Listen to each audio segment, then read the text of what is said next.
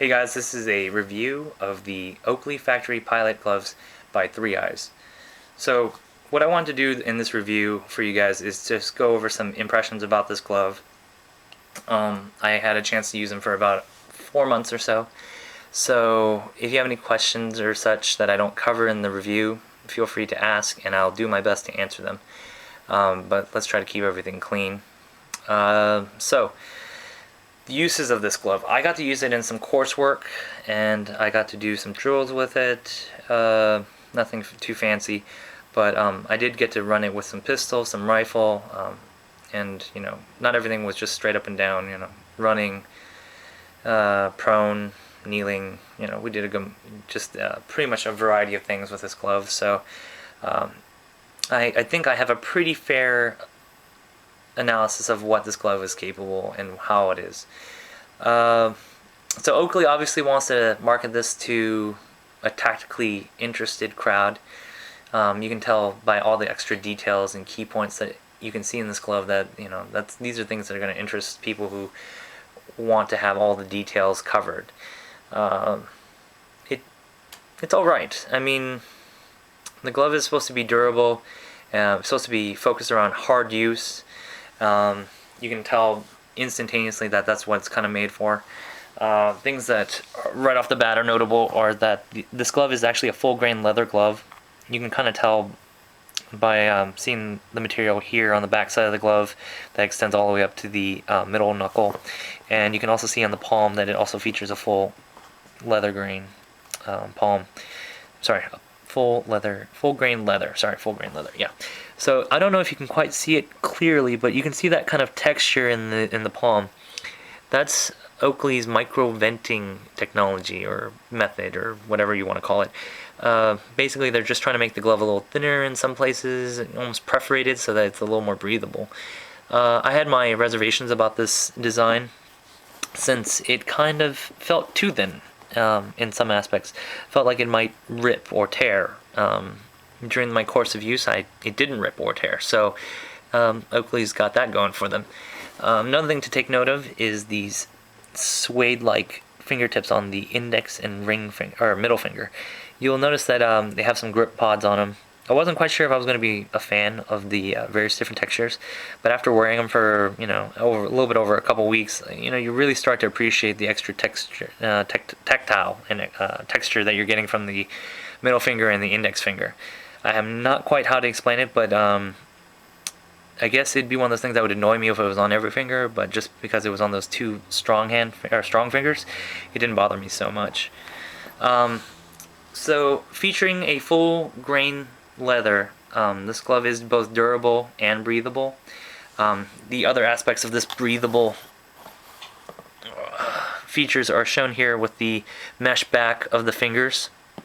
And I don't know if you can quite see it, but each one of these knuckles is actually covered in a kind of a lycra spandex fabric. And they also have some foam padding in them, I think, or something like that. I'm not quite sure. They're squishy. That kept the joints quite breathable as well. And then the main attraction, which is the air vents that no other glove features right now. Are they gimmicky? Yeah. Do they work? Yeah. Do you need it? I don't know, but I liked it. Every time a nice windy breeze came by, my hands, which were just encased, in all this sweat and leather, it felt really nice to have those vents there, actually. So, was it worth it? I don't know, but I definitely like the feature. It's nice. I don't know if it's detrimental to anything or the use of the glove, but I'm a fan of it so far. One thing to take note of is the carbon fiber knuckle plating. That's the nomenclature that Oakley is actually using. As a kid, I always thought, oh man, you can hit somebody with those and it hurt them. I've kind of grown up and realized that it's more just for protection when you're falling or going against barricades or walls. Or actually, you can add a little extra stability when you put your back of your hand against the ground when you're shooting and supporting your rifle. So there's, it is a nice feature. But I actually found it to be kind of a downside with this kind of glove. I can slide it on for you, just to let you see how it fits. But I'm going to keep on talking while I put it on. Basically, the carbon fiber plating in the back isn't really that well contoured. To a certain degree it is, but I found it sometimes a hindrance in the flexibility of the whole glove, which was kind of sad because this microventing that's on the palm, I don't know if I can show it right now, but the microventing makes the glove very flexible in addition to these specially fabric joints. So it makes the glove an overall really great glove, a lot of dexterity, easy to use. I was able to do pistol drills with it, rifle drills with it, no problems in any regard. But these knuckle plates are kind of stiff, and I kind of like the fact that Wiley makes a glove that you can actually take those out. It's definitely a feature I would love to have on the Oakley gloves, but sadly it's not there. Overall fit is great. You don't have to worry about extra long fingers or thumbs. I have kind of short fingers and thumbs, and I felt that these gloves were suitably comfortable. So what do I want to talk about? Well, the price, $70. When you got Wiley gloves that are, what, $110, and you got the cheap Damascus, whatever, the mechanics gloves, Hatch, you have all these different companies making different types of gloves. Is $65 worth it? Or I'm sorry, $70. That's the MSRP.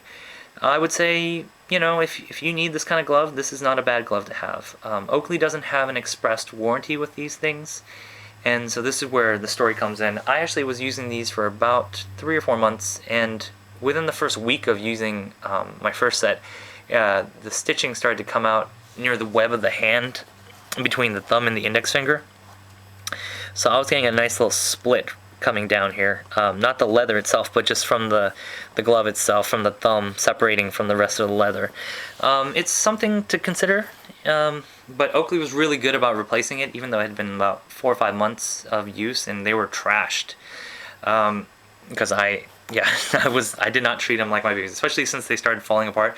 I kind of hoped that Oakley would replace them, so I trashed them a little bit extra more. I put myself in situations that I don't know if I should have, but definitely wanted to give these a good run for their money.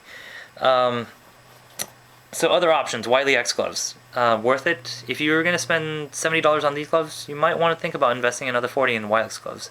The Wiley gloves that I tried out were really comfortable, and they had the benefit of taking out the knuckles, and so that's something to consider, Now, I also have nothing against cheap mechanic gloves, so you might want to take a look at those. You can get those at any store for like $10, and they might not be as tactical, but they fit pretty well and they do the job if you're not going to need to use it for whatever these gloves are made for. Yeah, so if you guys have any questions, just let me know. I'll do my best to answer them. Yeah, I'm out.